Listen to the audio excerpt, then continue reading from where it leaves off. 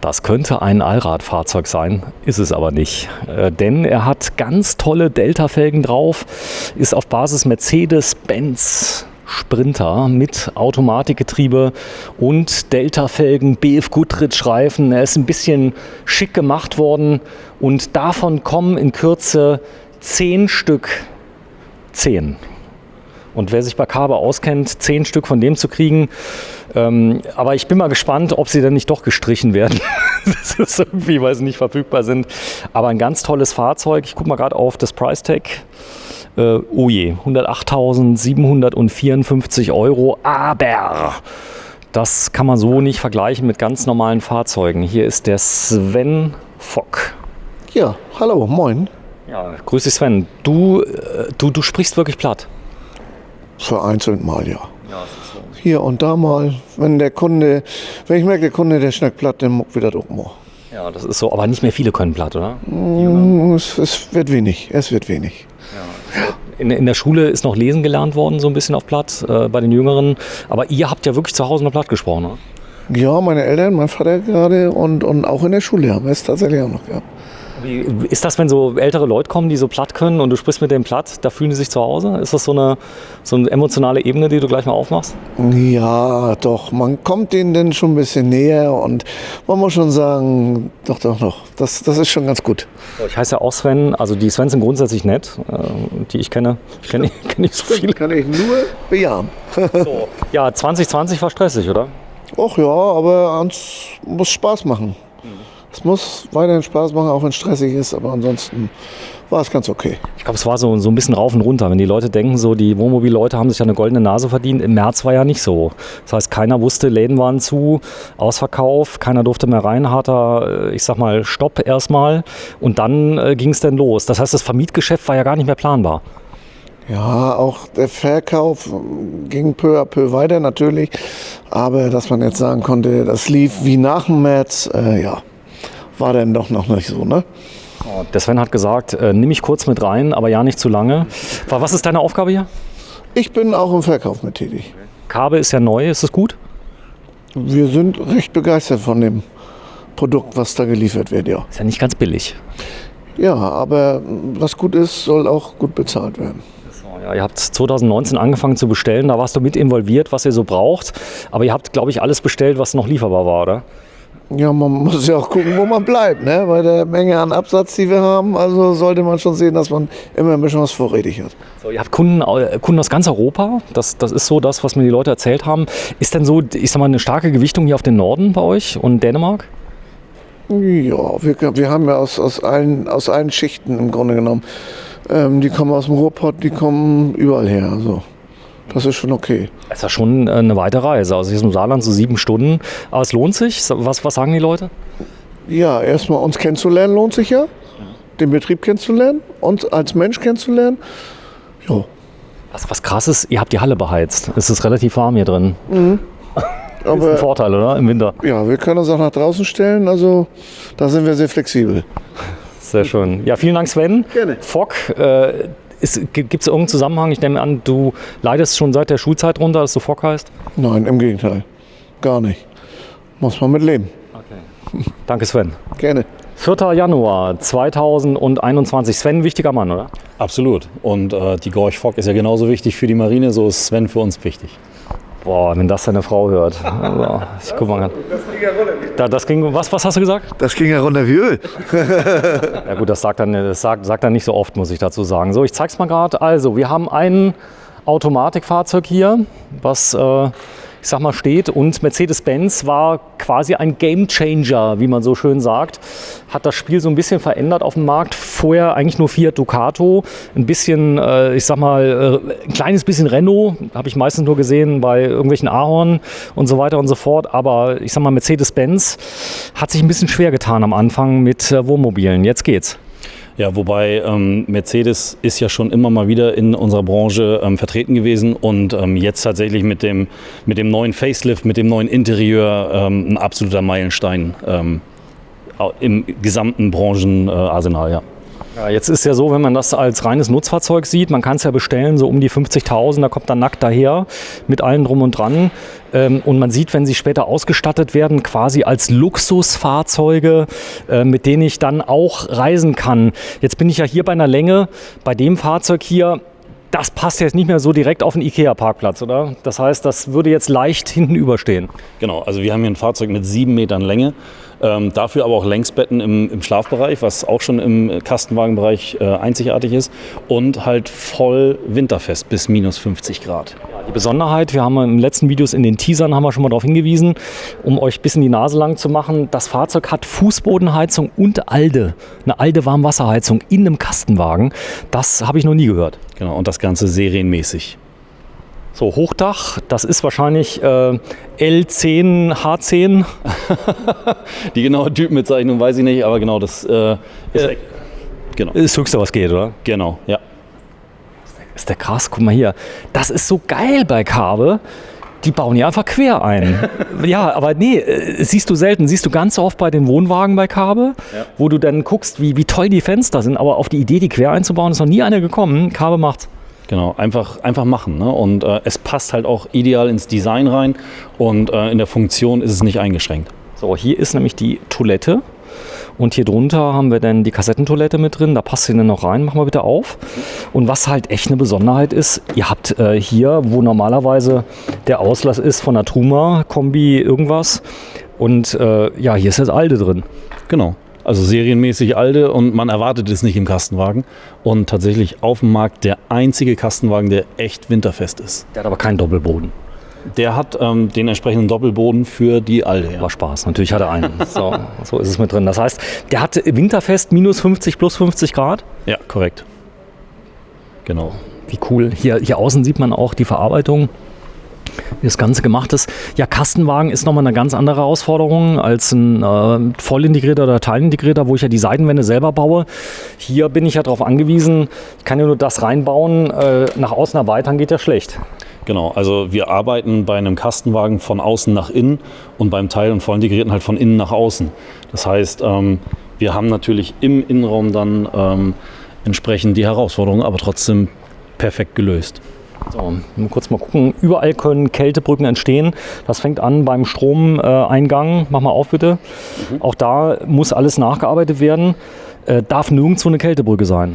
Haben wir hier auch tatsächlich nicht. Und das Schöne ist, wenn man mal gegenklopft, man hört, dass es komplett durchisoliert, von vorne bis hinten. Das gute Alubutyl plus Armaflex ohne Ende.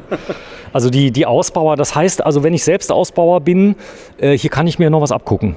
Absolut. Ne? Also hier lernt man von den Meistern. Es ist ja so, viele sagen ja Kastenwagen, alles Schrott, ich baue mir die selber aus. Und das war übrigens, ich zeige mal gerade, was er gerade wegstellt, war dieses Fahrzeug hier. Haben wir gezeigt, Travel Master. Also hier kann ich in die Wüste fahren, plus 50 Grad, kann damit, ich sag mal nach Skandinavien fahren, minus 50 Grad, wenn ich die heute noch kriege. Ja, und soll es aber geben, je nördlicher ich komme, also ich fahre mal an den Polarkreis, das ist jetzt kein Allrad. Nee, das ist jetzt kein Allrad, normal heckgetrieben und wie gesagt, du hast es eben gerade anmoderiert, wir erwarten noch eine 10er-Serie mit Allrad und 190 PS V6. Ihr habt noch V6 bekommen? Ja, 10 Stück. Ach, das sind alles V6? Alles V6, alle Allrad. Quatsch, du willst mich hier verkacken? Nee. Ihr kriegt 10 V6 Allrad, ja, die es in Amerika noch gibt. Aber in Deutschland sind die, glaube ich, noch irgendwie bestellt. Ich glaube, die gibt es nicht mehr. Die sind nicht mehr bestellbar. Und wir haben tatsächlich von Kaabe noch 10 Stück bekommen, V6 Allrad. Wie liegen die ungefähr? 120. 120 Kilo. Die sind gut ausgestattet? Die sind sehr gut ausgestattet. Da steht dann hinten 416 CDI auch drauf. Nee, 417. 417 CDI. Der neue 417 CDI. Nee, gar nicht. 419 ist das mit 490 PS. Krass. Ja. Komm mal kurz zurück zu mir. Ich muss das mal gerade verdauen. Ihr kriegt 6 Zylinder. Diesel. Korrekt. Euro 6 Temp. Ja, genau. Die neueste Euronorm. Euro 6D ist das. Euro 6D. Ja, genau. So, schreiben wir auf jeden Fall noch rein, was es ist. So, und echt? Ja. 10 Stück. Ihr habt ein paar schon verkauft. Wir haben ein paar schon verkauft, aber wir laden nicht gerne ein, wenn die hier sind, das Ganze nochmal mit anzuschauen. Ja, alle 10 Mal auf einmal, da können wir vielleicht noch ein paar Videos weiterdrehen. Die kommen wann ungefähr? März, April.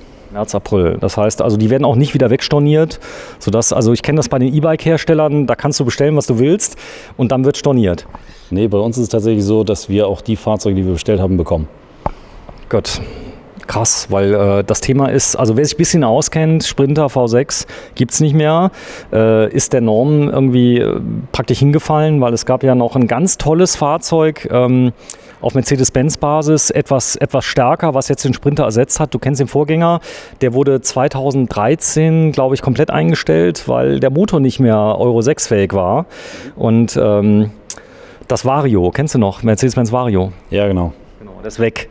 Und das ist dem V6 jetzt auch zum Opfer gefallen, zumindest in Europa gibt es den nicht mehr. In den Staaten gibt es den weiter.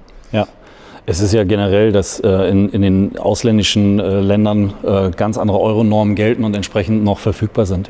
So, das ist dann als Allrad, das ist der Serien-Allrad, muss man sagen, ist jetzt kein, ich sag mal, nicht vergleichbar jetzt mit den Igelhaut und so weiter, mit Vollsperren, aber der ist richtig toll. Also ich habe ja schon ganz viele Fahrzeuge, gibt es von Hymer übrigens, die haben den auch, den Allrad noch, ja, genau. Den Serien-Allrad, der mit drin ist. Ich bin du merkst schon, das hast du aber jetzt gewartet, ja, mit der Information. So wie du mich zweimal gekriegt hast, habe ich dich jetzt auch zumindest einmal gekriegt. So, wenn du mal so lieb bist, mach mal hinten auf. Na klar. Keine Fenster hinten, aber an der Seite.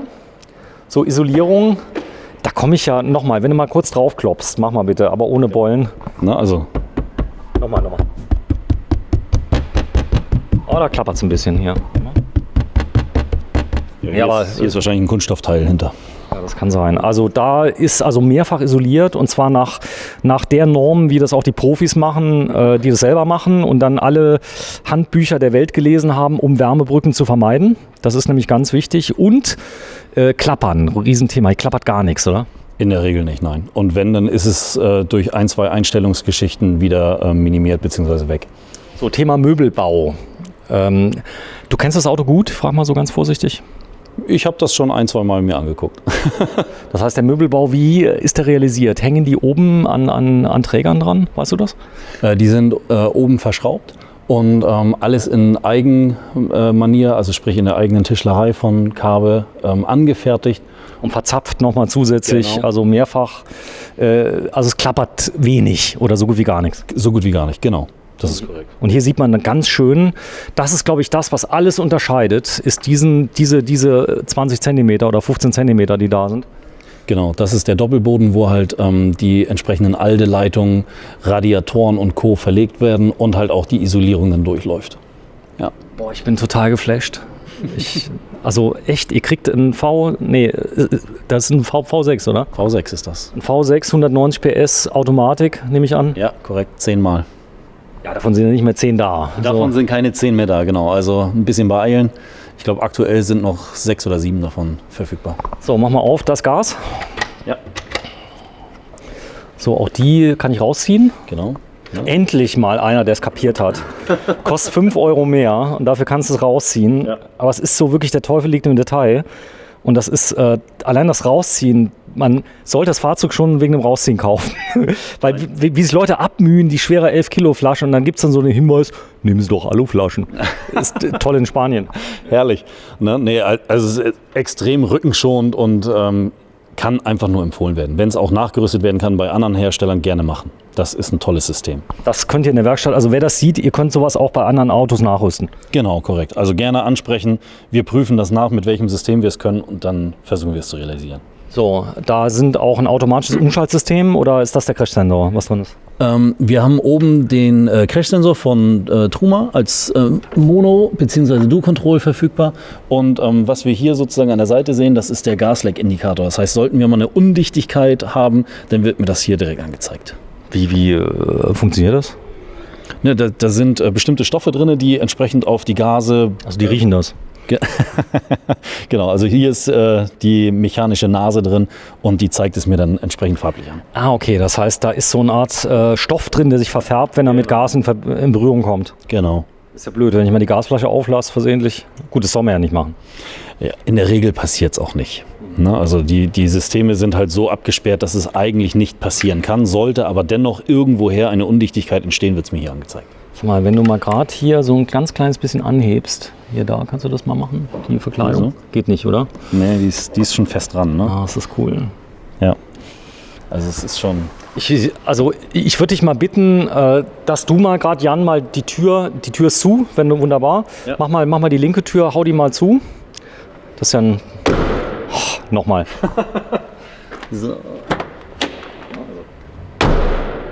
So muss das klingen, oder? Ja, das halt schon, also es dämmt schon, ne? Also es ist... Nochmal die rechte. Nochmal, mach nur einmal zu. Das ist, ich liebe es. So, und du weißt, wie das beim Seriensprinter klingt. Ja, da blechert das viel mehr und ja, ist ein ganz anderes Geräusch. So, sprechen wir mal über Grundsätzlichkeiten bei Carver. Ja. Also müssen wir mal anfangen. Das Thema Gasverbrauch. Durch die Isolierung habe ich zwangsmäßig weniger Gasverbrauch. Genau, extrem reduziert. Dadurch, dass wir halt die hohen Minus- und Plus-Temperaturen haben, brauche ich weniger Gas, um mein Fahrzeug aufzuheizen bzw. runterzukühlen. Ja. So, wenn du kurz aufmachst, dann schau mal rein. Also Rückfahrkamera, das ist die Serienrückfahrkamera. Genau. Es gibt übrigens eine Erweiterung, haben wir gefilmt. Kannst du an das MBUX-System eine zweite Kamera anschließen, Frontkamera. Okay. Von aus Landau, Karatec. Ja. Hat ein System gebaut, Okay. kann zweite Kamera anschließen, haben wir einen Film drüber gemacht. Falls es jemand nachrüsten möchte, ansonsten mit Monitor, viele Schränke. Zentrale Batteriesteuerung ist sehr praktisch, denn wenn er mal länger steht wie ein paar Tage, Genau. einfach drum drehen. Ne? Also einmal auf bzw. zu. Dann ist die Bordbatterie getrennt. Dann habe ich Zooschienen natürlich hier unten. Gut, das haben viele. Wenn du mal hinten aufmachst, bitte. Ach, beleuchtet. Oh, wie süß. Ah, das ist cool. Auch innen drin alles beheizt. Unten drunter laufen wahrscheinlich der ganze Doppelboden durch. Genau, korrekt. So, nächstes. Hier haben wir nochmal Staufläche. Genau, auch hier würde ich dich mal bitten, die Staufläche mal gerade, wenn du mal zumachst und mach mal richtig schön mal satt zu. Da könnte ich den ganzen Tag, bitte die Tür nochmal zumachen. Ich weiß auch, wenn es euch nervt, aber das ist so muss es klingen, oder? Ja. Also wenn es so ein bisschen dumpfer ist, dann weißt du, da ist auf jeden Fall Qualität verbaut. Ne? So, jetzt zeige ich euch mal was Schönes. Ich vermute Schlimmstes, denn das Thema ist ja immer so, das Fahrzeug wird ja von vielen als Alltagsfahrzeug verwendet, auch wenn es 7 Meter lang ist.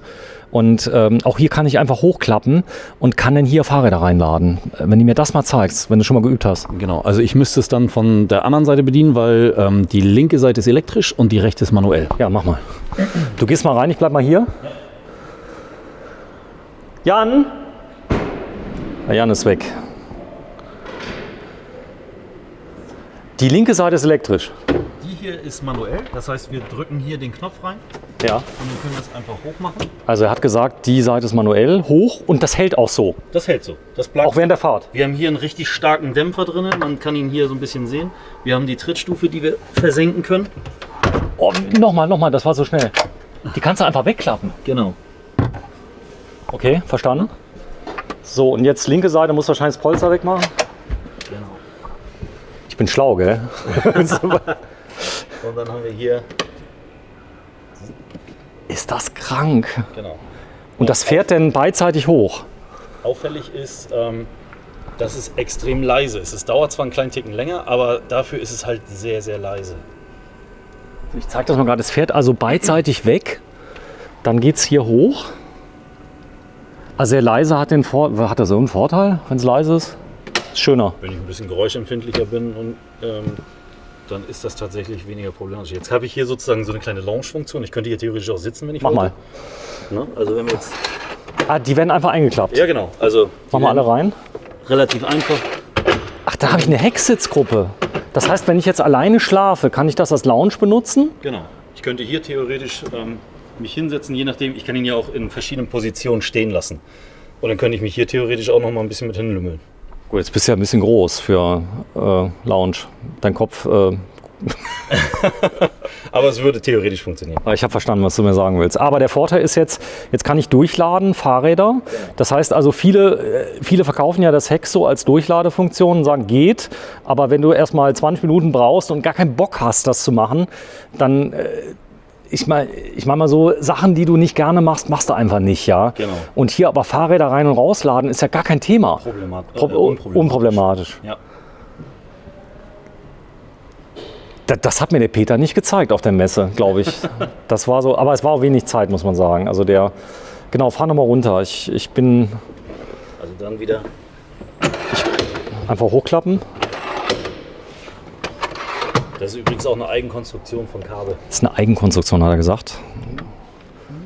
So, er fährt wieder runter. Jan, er hat den Schalter gefunden. Das ist gut. Das ist ein geiles Auto, ne? Gerade jetzt für dich, Kastenwagen, 7 Meter Länge. Das Da schon. jetzt eine richtige Anlage rein. Ja, vor allen Dingen auch das Außendesign gefällt mir sehr gut, ne? Muss man mal sagen, weil es halt auch, sag ich mal, sportlich wirkt. Alleine wegen der... Also was ich cool finde, ist, was er sagt gerade, es wirkt sportlich. Ist das hier eine Zielgruppe jüngere Leute auch, die das anschauen? Also beim Camping heißt ja jünger unter 60. Tatsächlich ja. Also unser Publikum entwickelt sich immer weiter in, ich sag mal, 55, 50 und teilweise auch jünger. Hast aber lieb gesagt, ich bin 52. Sehr schön, jetzt einfach runter, drücken und runter. Reindrücken und dann einfach runterlassen. Ah, okay, und das heißt, das liegt dann hier auf. Habe ich jetzt verstanden. Es ist... Oh. Hallo, grüß dich. So, unten habe ich jetzt noch genug Platz. Genau. Das heißt, hier habe ich noch ein paar Schränkchen. Zeig mal hier. Genau. Der krabbelt einmal durch. Hier versteckt sich Warte. nochmal ein kleiner Staufkasten mit Absperr hin. Okay. Ne? Und daneben? So, komme ich natürlich besser ran. Genau, hier haben wir Die unsere Heizung Ja. Mit entsprechender Technik dann verbaut. Okay. Also der ist nicht als Staufläche nutzbar. Boah, ich bin echt begeistert. Mach mal oben auf, bitte. Wenn wir schon gerade da sind. Auch Push, alles. Genau. Und wieder Gasdruckdämpfer. Gasdruckdämpfer, Push, bitte mal zumachen.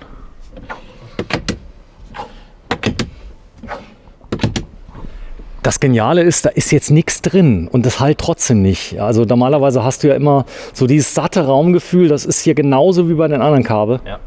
Also tatsächlich steht der Van den Teil- und Vollintegrierten in nichts nach. Jan, mach mal zu. Hier hinten, ich komme nämlich jetzt mal zum Marcel. Da ist nochmal ein Fensterchen drin. Die Beschriftung ist außen schon cool, oder? Ja. Vor allen Dingen mit dem schwarzen, dunklen, mit dem rot-weißen. Ich nehme an, du warst noch nie in diesem Dorf, wo einmal im Jahr gerockt wird, oder? Welchem Dorf? Ja, da gibt es so mit so langhaarigen Leuten, die Wacken. Das Teil wäre doch geil für Wacken, oder? Bestimmt, aber danach nicht mehr. Okay, einmal nie wieder. Einmal nie wieder, glaube ich. Obwohl, ich meine, die Fahrzeugaufbereiter würden es noch mal hinkriegen, oder? Ja, wobei man sagen muss, wir haben ja Vermietung, hatten wir eben gerade schon mal angesprochen im anderen Video. Und die Fahrzeuge, die bei uns nach Wacken gegangen sind und wiedergekommen sind, waren besser als die normal vermietet wurden. Okay, das heißt also, dieser Ruf, das sagen auch die Anwohner von Wacken, die sind gar nicht so schlimm, sondern es kann natürlich sein, wenn 7 Tage Dauerregen. Du warst schon mal in Wacken? Nee, Wacken war ich noch nicht. Du siehst irgendwie so aus, so schwarz und so allem drum und dran. Das ist nett. Danke.